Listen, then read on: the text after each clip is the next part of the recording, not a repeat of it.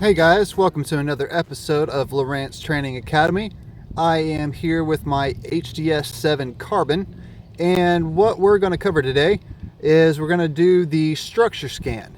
So I'm going to cover both the down scan and side scan imaging screens and all of the menus that pertain to them. And so right now we're looking at our down scan screen. And you're going to notice right away how it draws the bottom right across here, just very similar to your regular 2D sonar, but it's going to look a little bit different. It's going to look, definitely a lot more high resolution, and it's just going to be kind of a two-tone type of color on it right now. Now you're also going to see, which you may have to activate, I'm going to show you how to do this later, but are these little streaks across here, which are your fish arches. Now normally you don't get fish arches with downscan. That is because I am running the 19.1 software with an active imaging 3-in-1 transducer, and so I'm actually running the fish reveal. I believe it came out with is either the 18.1 or the 18.2 software update. So if you have any of the later updates that came out within really just the last year, you'll have that feature available on your unit. But I'll show you how to turn that on and off, as well as control those features as well. Now, the first thing we're going to show you is your range. So on these units, they're going to default to an auto. Now let's go ahead and turn off my touch lock here. Now, whenever I click on this first option, it's going to bring up and you're going to see this list of ranges. Well, like I said, it's going to default to auto, which down here at the very bottom, you're going to notice there's a little orange or green corner down here. That means that that feature is activated. If I click on it, that little green arrow goes away, and it is now just on a manual depth. But you'll see whenever you turn it on or off, it just kicks it over to whatever range you are currently sitting at. So like it says auto 30, I click it off, it drops to 30 feet still. So that means that it'll just stay right where it's at, so you don't have to go through and adjust that. But if you want to, you can go in and you can manually click on different ranges to adjust that depth range on here. I just generally recommend running on auto. I find it's kind of annoying having to constantly keep going through and changing that every time the depth changes on here. So like I said, I just recommend running the auto mode. And so let's go ahead and go back. Now the next one here is going to be your contrast. Now you're going to notice that these, when you're looking at these, you don't have the sensitivity setting on it. That is because when you're using structure scan, it is a very narrow slice of imaging that it picks up. Whereas with 2D sonar, it's kind of like a large cone, like a circular area. So it's kind of almost like a flashlight. So, when you shine a flashlight against the wall, you have the main center brightness on it, but then you have little bits of light kind of out to the sides of that.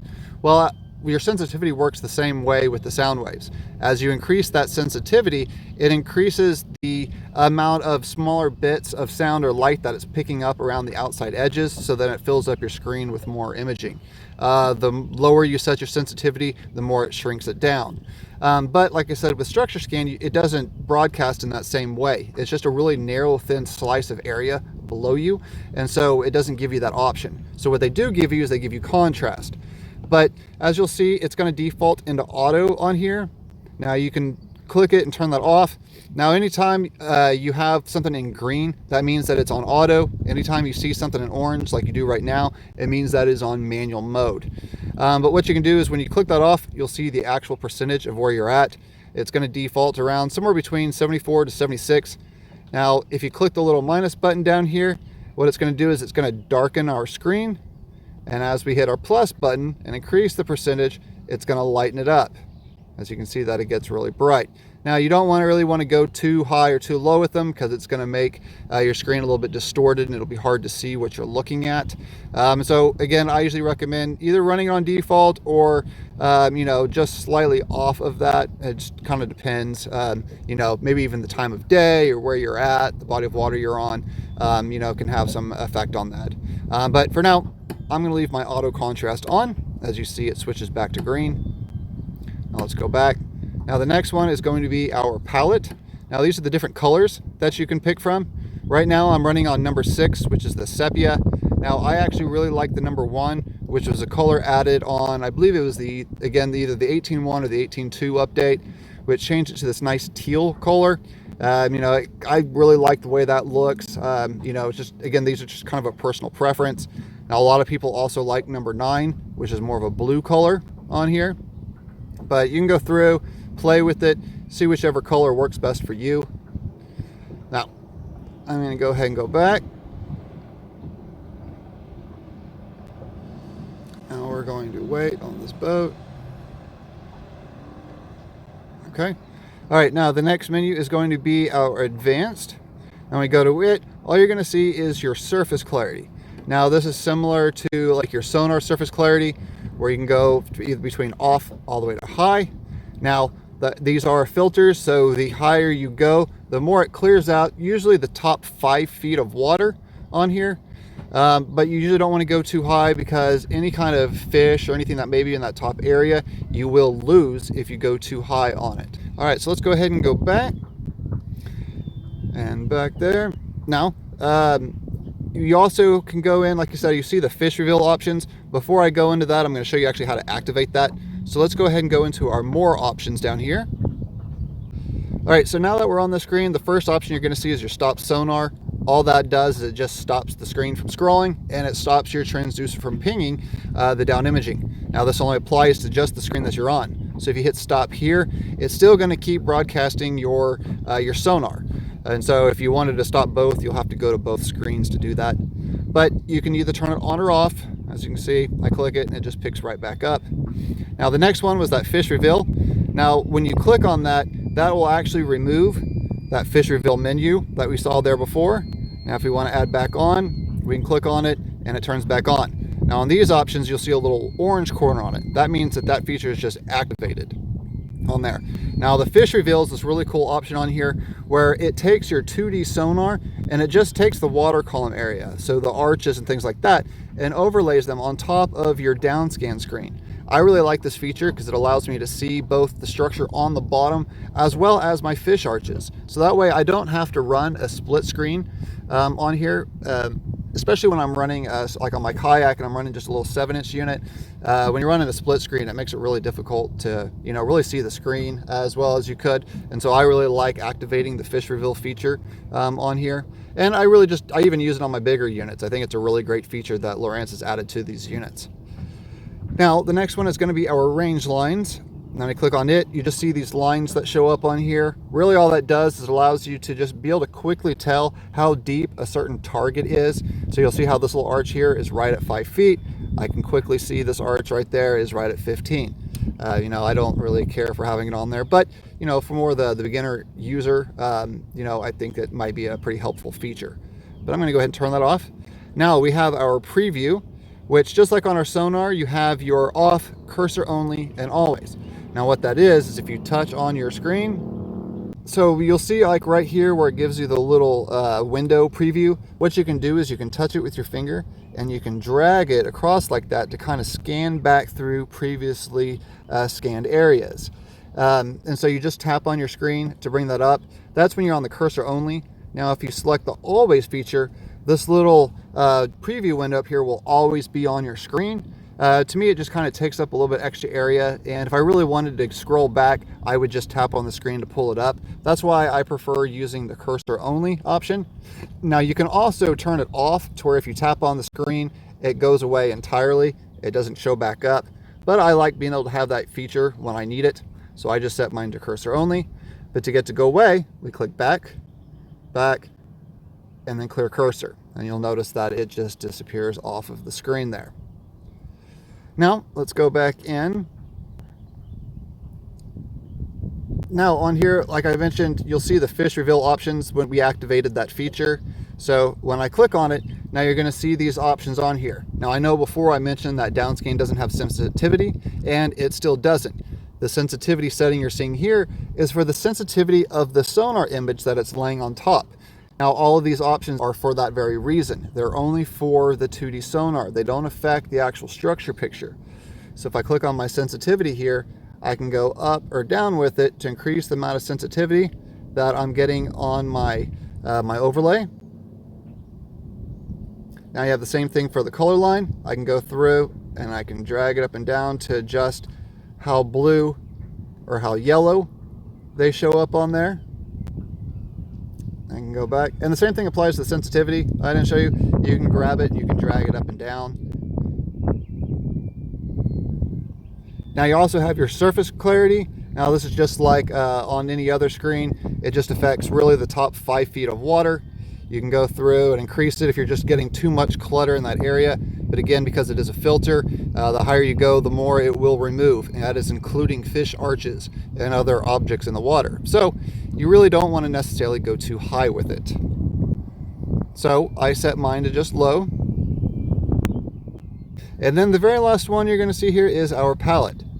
When you click on it, it's just like before, where you can go through and you can change the colors of the fish arches, or just really anything in that specific water column that's showing up.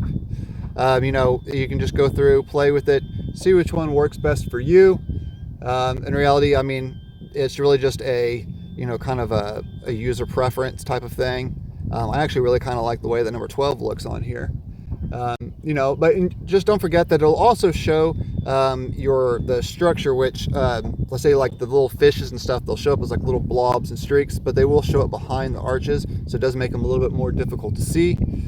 But so let's go back here, and that's really about it as far as the down scan is concerned. Now, one more thing I wanted to show you before we switch over to the side imaging is when I tap my power button right here, you're going to see the option for your log sonar. Now you can do this really from any screen, but it really, I mean, I suppose you'd really only want to do it if you're on your 2D or your down scan. But what you do is you click on it. Now it brings up this screen right here. So on this screen, what you can do is on the first option, you can click on it and you can go through and you can change the file name of that specific log. You can type in whatever you want. If you hit the little ABC right here, it makes it lowercase. You can hit the arrow buttons to switch between the various characters on there. You can hit your X right here, which will delete it all. The little X button here deletes just one number or one character at a time. And then when you're done, you can press enter. Or if you don't really want to save it, you can hit the X. Now I'm going to hit my enter. Now the next option is going to be your file format. Now, in most scenarios, you're probably only going to want to save it to SL2. Now these units are going to default to this SL3, which includes Structure Scan 3D. Now most of the different programs out there that allow you to view a sonar log that you've recorded, like your Genesis Maps website, or really most of the other ones that they have on there or online, they're only going to accept the SL2 file. The same goes for like if you're uploading to the Navionics. So make sure to switch it to that, otherwise it will not allow you to upload the files. Now on here there are other things you can see where it shows that it saves just the structure only or the sonar only, but again SL2 is the sonar and structure, which is the one I recommend using. Now you can also select where you want to save to. Right now I don't have an SD card in this unit, so it only pops up as internal. Now if I did have an SD card on there, which I recommend doing if you're going to be saving your log, it'll say SD card and you can click on it and then you can select that there. Now down at the bottom it's going to say the time remaining. So if I was to record to just the internal memory, I can record 45 minutes worth of video. Now if you were to put in like a 32 gig card, you can save days worth of logs on it. I mean, you can save at least 3 or 4 days worth. So it's really worth putting in an SD card on here if you're going to do that. Now the next one is that you have your bytes per sounding. I recommend putting it at 3200. That's just going to allow the log to record the most amount of data to that file possible, so you get the best resolution and the best picture. Now we can hit the X to go back. Now on here you can also do the create structure map. Now what that does is it actually takes you and it creates a separate file, which I showed you on my previous video for the charts, where you can overlay your side imaging on top of your charting. Well, if you go in here and you click structure map, what it does is like it'll save the SL2 file, but it'll create a I think it's an SMF structure map file separately. And so then you can go in and you can select that and you can then play it back on your unit, and so that way it allows you to view that previously recorded side imaging back on top of your chart. It's a really cool feature. I actually, now if you don't have a lot of room to save, you may not want to select that, because like I said, it does create a second file on there, which does use up a decent amount of memory. But if you're using a 32 gig card, it really doesn't matter. But if you want to go ahead and record it, you can just click record right here, and it starts recording. Now, you're going to notice there's a little blinking red dot up in the corner over there, which means that it is recording currently. And then when you're done, so let's exit out. So we've recorded a little bit, and then if you want to stop it, you click your power button. You can hit stop logging and then stop, and it stops that file. And so then it saves it to the designated area that you told it to save to. Now, and when you're done, you can just go ahead hitting your X, and you can clear out of that menu there. So like I said, that's really about it for the down scan. I hope you guys learned some from that. Now let's go ahead and go to our side imaging. So we hit our pages button. Now with the newer updates, you're going to notice instead of it just saying structure scan, you now have options for both down scan and side scan. Now, if you were running a 3D structure scan, you would also see 3D as an option on there as well. Now, I will create another video for the 3D separately, back whenever I get out on the boat, as opposed to being here on the kayak. So, but anyways, let's go ahead and go into our side scan here. Now, you can see how it's going from top to bottom. Now, right now, my image is a little bit blurry, as you may notice. That is because I am sitting still. Structure scan, specifically side imaging, really works best when you're moving. You need to at least be going at least, at least 1 mile an hour, if not 2 miles an hour. That's really where they say it gives the best imaging, is between 2 and 10. Now with the new 3-in-1 transducer, I've seen that thing read all the way up to 30 to almost 40 miles an hour, and it still give you a side picture. Now, of course, the image isn't really all that clear, but it does still maintain a reading on it. But like I said, if you really want to get the prime image out of it, make sure you're running between 2 and 10 miles an hour. Now you're going to see a lot of the same options as we saw on our down scan, but a little difference here is instead of the scale going from the side right here from top to bottom, you have 2 scales that go all the way over to each side, ranging out. So that shows you that where this dark area is right here is your water column. Right where it meets the lighted area, that's about how deep that you're actually in. Now, it's kind of hard to describe this, but so whenever you're viewing this, you have to kind of think of it in a 3-dimensional image, because the center line is actually you, the little center area. Now, as it goes out, it's not necessarily going straight out to the side, and it's also not going straight down. It's kind of coming out at an angle on it. So even though that is almost 20 feet down, it doesn't necessarily mean that it's 20 feet out to the side. That may actually only be about 10 feet out from me. And that's actually where I think that the 3D structure scan really comes into play. It really shows you exactly where, objects and fish are in relation to you in real time. You don't have to guesstimate exactly where things are. But you're going to notice you have these little options here. These are your zoom in and zoom out buttons on here. So if I click the one on the left here, it zooms it in. If I hit the one on the right, it zooms it out.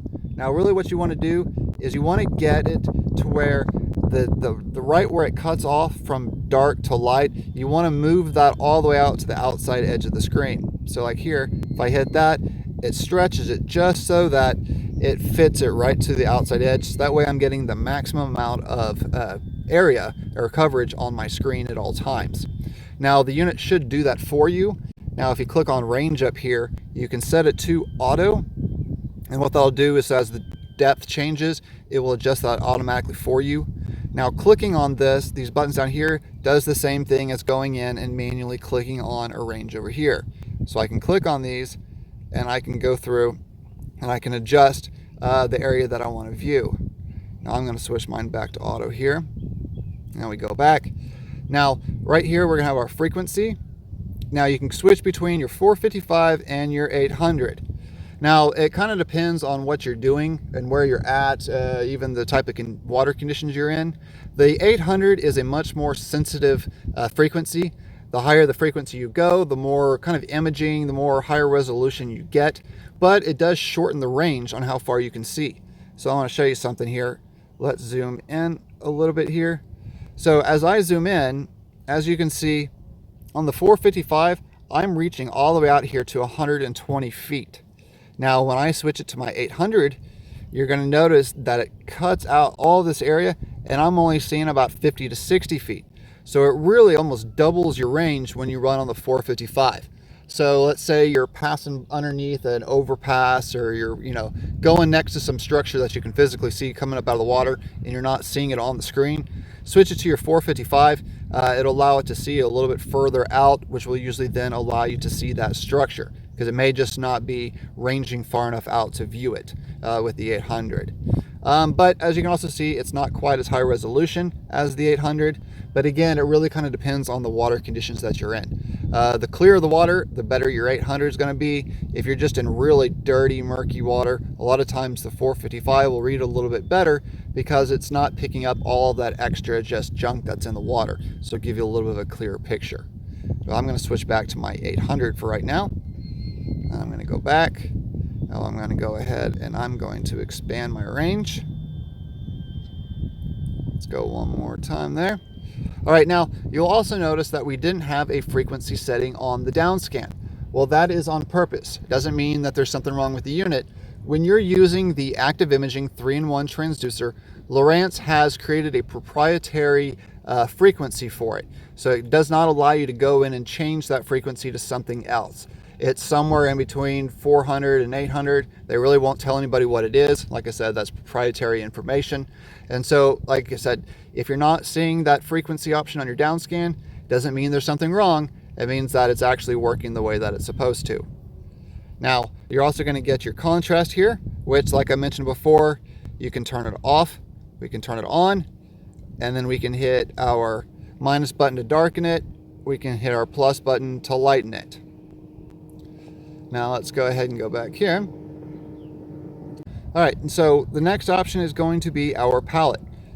This one is just like before, where you can go through, you have all these different options. You can go through and you can switch on them, pick whichever one works for you. I kind of like number 1. I just kind of like the look of that teal. But if I wasn't going to use that one, I'd also like number 9. That one gives me a nice pretty blue picture, kind of reminds me of the color of the water. Or number 6 really kind of is that sepia color, which gives you a little more of a realistic bottom color. But so it's really just kind of, like I said, a user preference thing. I'm going to switch it to number 1 for right now because that's the color I like. Now let's go back. Now you have these 2 other options here, which is advanced and more options. Now if I click on advanced, it takes me into another screen where my first one is my surface clarity. If I click on it, I can go through and I can clear up just the clutter. And now it only clears up right here in your water column, just kind of either side of the line. On your side imaging, I don't normally really run it too high because I feel like it removes a lot of that imaging that I get in there. And I really want to be able to see as much as I can. And so a lot of times I'll leave it on low, or heck, sometimes I'll even turn it off. But for the water I'm in right now, I think low shows up a little bit better. Now let's go ahead and go back. Now this next one here is our flip left right. Now what this is it flips the imaging on your screen. So it moves everything that's on the right to the left and everything that's on the left to the right. Now you would use this and now you can see how it has that shadow that's on this side. It's now showing it on this side here. Really what that's for is when you're mounting your transducer, let's say if you have to mount it in a way where the cable comes out away from the boat. So if you're putting it on your transom, you're supposed to mount it to where the cable comes out towards the transom of your boat, towards the boat itself. Now, if you can't mount it that way and you have to have the cable come out the other side, you have to go in and hit your flip left right. So that way you get the right imaging on here. So that way you're not looking at something that's on the left when in reality it should be on the right. Just a nice little feature that gives you the ability to mount your transducer in different ways. I like that they added this feature onto this unit here. But I have mine mounted the appropriate way, so I'm going to turn mine off. Now let's go back. Now the last one here is going to be our more options. Now again, you have your stop sonar. Well, if I click on it, it just stops the image. It stops these side elements inside of it from pinging. And so it just allows you to stop the screen if you need to for whatever reason. Now I'm going to turn mine back on. Now over here we have our range lines, which were just like on our down scan, where it draws lines on the screen so that you can just kind of easily tell how far out some structure or a fish is from your location. And then the last one here is going to be our view. Now you're going to see that it's on left and right. What this is so like this is our left scan and this is our right scan. Having on left plus right allows us to view both. Now if I do the left only, it's only going to show the left side of the picture.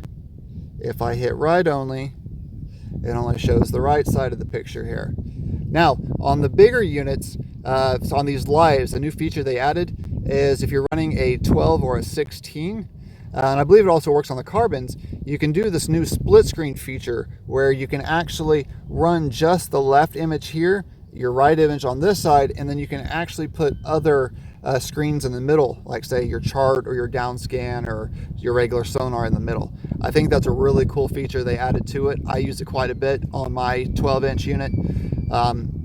But you know, like I said, you can't do that on the 7s or the 9s. It's only the bigger units, the 12s and the 16s, that you can do that with. So that's it. So stay tuned. I've got more videos coming.